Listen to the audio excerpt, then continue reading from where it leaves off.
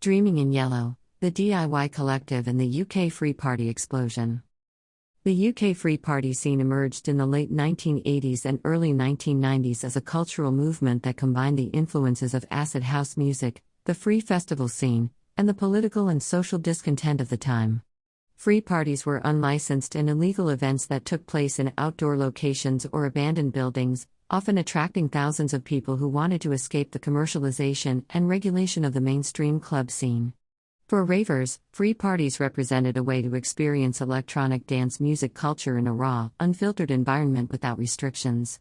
The crowds were colorful, creative, and uninhibited, dancing till sunrise to pulsating beats mixed by DJs. Many ravers saw free parties as temporary autonomous zones where people could gather without intervention from authorities and be free from the constraints of everyday society. Free parties also provided opportunities for experiential art installations, live art performances, and spectacular visual displays using projections and lasers.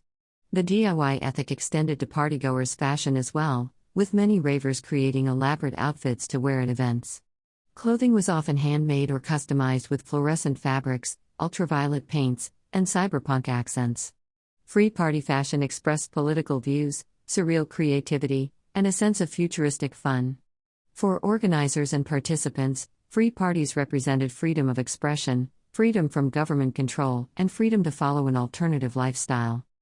Free parties were also a form of protest against the conservative government's policies that targeted travelers, squatters, and ravers, such as the Public Order Act of 1986 and the Criminal Justice Act of 1994.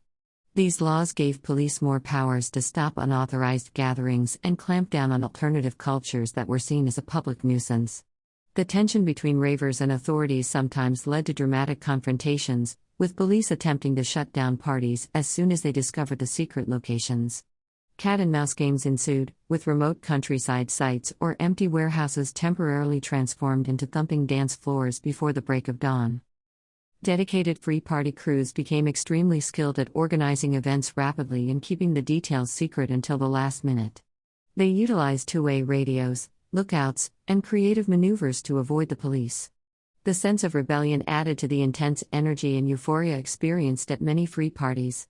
While authorities saw unlicensed raves as dangerous and anarchic, participants felt they were exercising their right to freedom of assembly and cultural self-expression.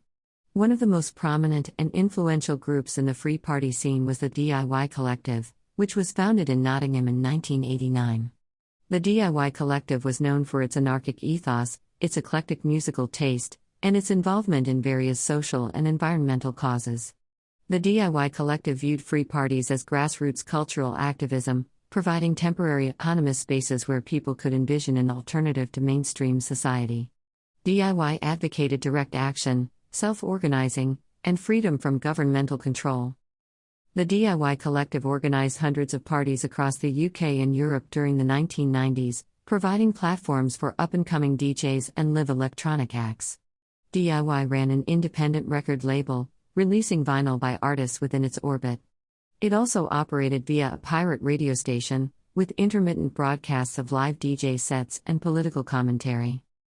Many key figures in the global electronic music scene either participated in or were inspired by the Free Party movement in the UK. The Free Party spirit of musical freedom and cultural rebellion has continued to influence underground dance music cultures around the world. The DIY Collective story is told in detail by one of its founding members, Harry Harrison, in his 2023 book Dreaming in Yellow. Harrison traces DIY's development from its origins in Nottingham's squatter punk scene to its active role in the Free Party movement at its peak. The book provides an insider's view into the ideologies, adventures, and confrontations that defined the DIY Collective's quest for cultural freedom. 2 decades later, many see DIY as one of the most innovative and influential underground collectives of its era in the UK.